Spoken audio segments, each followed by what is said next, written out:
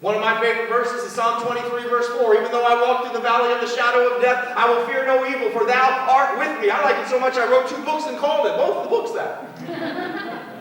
Right? There's something beautiful about knowing that God is with us. There's something calming and peaceful about knowing that God is with us. But there's this disconnect a lot of us have, that we don't really believe that God is for us.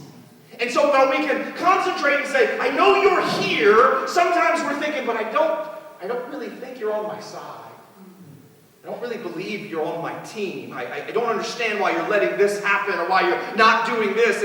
Maybe there's something wrong with me. Isn't that what we end up doing? Then we start going through our Rolodex of life. And, well, let me see what I did wrong. Or maybe I messed this up. Maybe that's why it's not going right. Or maybe I need to, you know what, I'm going to start going to church again. Or I'm going to start praying again. Or let me jump in on the reading plan. And maybe that will straighten all these wrinkles out. We start thinking that everything comes down to us when it all comes down to God's character. Do I believe He's good? If I do, He's not just going to be with me, He's going to be for me.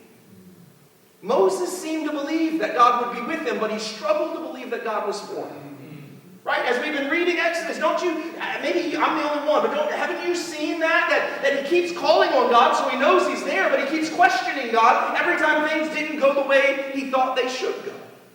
When he went to Pharaoh for the first time, and Pharaoh didn't let Israel go, instead he made Israel's life much more difficult, Moses turns to God and says, why have you done evil to this people? Take that in for a minute.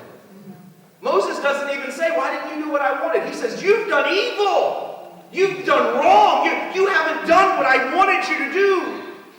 He says, why did you ever send me? Then he says this, you have not delivered your people at all.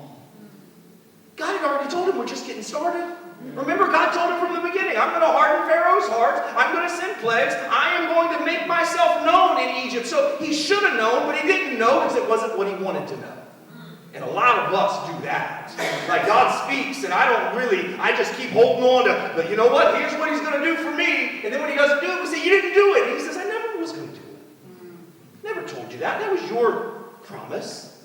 It was the thing you grabbed that you wanted from me. That was never the thing I spoke that I was going to do for you. We see that Moses didn't trust God's motives, even though he trusted God's presence. So even though he knew God was there, he didn't trust why God was there.